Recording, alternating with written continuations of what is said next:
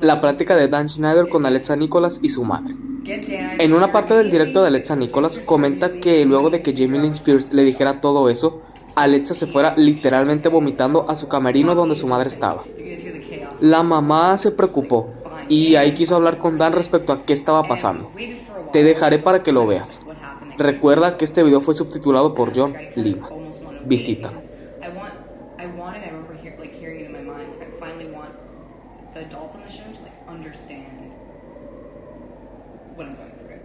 Like now this has escalated too far for me, and like I'm hoping somebody's gonna come now and be like, let's solve this problem. It's gone too far. Someone's being bullied on a regular basis. They've come out to you, like, you know, they've reached for help multiple times, and like now it's gone too far. So one of the executives comes in and they're just like so cocky. Like the way they come in like with their like Ray-Bans and they're just like like they just like come in like, what's going on here? You know what I mean? It's like kind of like CSI Miami. Like when he like tips down like the sunglasses, like comes through and he's like, what's going on? Like doesn't really care. You know, he's just like getting paid. He just wants to be in and out. Like let's get to set. It's kind of his like I understand that's how they're trained. Like let's just get this moving. And I'm like sick, and my mom's telling him the scenario and like saying like she won't say what's happening. So then finally Dan walks in, and Dan has not helped the entire time. And I don't feel comfortable going into details about what I've seen with Dan or like what Dan is, but he comes through and with a smirk on his face, and because he's known the entire time that it was leading to this, he could have prevented this. Like he could have stepped in and been like, let's be friends here on a kid show, like let's be adult, like even though we're kids, like an adult should step in and be like, let's be friends, like how can we settle this? But no, that never happened. And so Dan comes in with like a smirk on his face, which he always had with me. Not a nice guy. Comes in, he's like, what's going on? What happened, Alexa? Oh no, sorry, he goes, what happened now with you, Alexa? As if it's my fault, like immediately. And I finally start to blurt out, like, what happened? And like, what happened when I went to the trailer, and what happened? And he was like, you have to go on set. You have to film this last scene. And like had no care. He's like, but I have something for you that will probably make you feel better. And I remember being like, what? Like that's his response. Like I'm throwing up here. Like I'm sick to my stomach. It's awful. And his response, I need to get to set, and that, you know, he has something for me that's cool.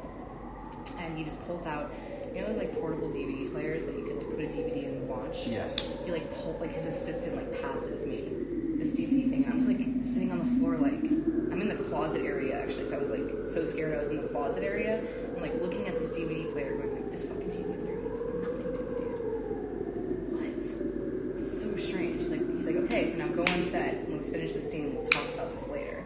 And so yet again as a kid I have to like be professional, even though I'm distraught and horrified and literally want to never see the face, like I don't want to see the day ever again. Go on set, everyone's being horrible to me. They started like shooting these water guns at me because like all the cast members had like water guns, and before we even started filming they're like shooting water guns at me and laughing at me, even like after they knew, because Jamie definitely knew what was going on, which is horrible. And I'm like humiliated just sitting there like have to pretend like I'm Nicole who's like smiley and bubbly and like loves everybody doing that. It's like a long-winded thing, I'm sorry. But so then afterwards the execs call my mom and they're like, let's sit down with Alexa and, you know, hear her side of the story and like what happened and blah blah blah. And so my mom calls my lawyer, which I find out later was in cahoots with Nickelodeon, so she didn't have my best interest in mind. And they're like, yeah, just go and meet up with the execs, it's gonna be totally fine. We get to Nickelodeon on Sunset and there's all the execs there, including Dan, and they asked my mom if I can go in there alone. Goes, no, absolutely not. And I remember going like, yeah, Mom, she's not gonna like leave my side. Like I'm afraid to be around any more adult. And I'm afraid. And my mom goes, I have to call her lawyer first. We call my lawyer, and she ends up telling us that it's okay for me to go in there alone. Like, oh, it's fine. Nothing's gonna happen to Alexa. Like. The adults are going to handle this professionally. Like, I kept hearing that word, professional. Everyone's going to handle it professionally. Everyone has to handle things professionally. None of that was ever happening. And so she's like, don't worry, like Dan's in there, the execs, etc. Like you're gonna be okay. And I was like, Mom, I really don't want to go in there at lunch. Like I promise, like, these are adults now. Like you're not dealing with Jamie, you're not dealing with, like Dan's sometimes mean and like, but like he has other people around him now, so everyone will be keeping a watch on this situation, this dialogue. And I go in there and they literally sit me purposely. Here's a huge table that could seat like Jesus and his disciples. That just like goes across, and then they have like one chair for me on the other side. And I'm like, go sit down, Alexa.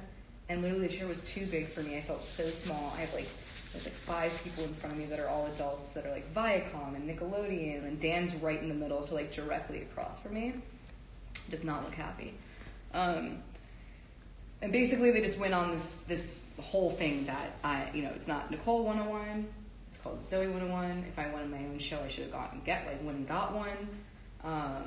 I have to basically be nice to I have to like handle whatever the lead character is dealing with, because I'm a side character and I don't matter when it comes like in industry terms. I have to put on a good face, like I can't take it just like it went on and on and on. Like maybe there was some truth in what, like Dan was like, maybe there's some truth in what Brittany said, like maybe you shouldn't be in this industry, like maybe it's too much for you, like you can't handle it. It's like fucked up shit, like really, really. And it was like for 20 minutes I'm crying there just listening to all these adults like tell me that I don't really matter, that I shouldn't have been in the industry to begin with, that I don't really have a voice, that everything that I felt is irrelevant, basically, and that I need to be professional and just suck it up. And that's it. And he was like, well, who knows what's going to happen to you? And then they started telling me, like, you know what happens to kids stars? Like, nothing ends up happening with them.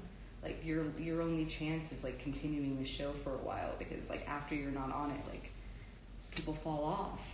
And it was just, like, this brainwashing, like, just to make me feel like completely nothing. It was just like nothing. I felt like nothing. Anyways, I left the room and I was crying. I told my mom I never want to be around those people ever again. I felt absolutely horrible. I knew I was going to have I already knew then in some way or another that I was going to need years of therapy or something, because that was just awful experience. I felt like nothing. I felt horrible. I felt really low. Anyways. And that was the departure off of... We're going to the public. Okay.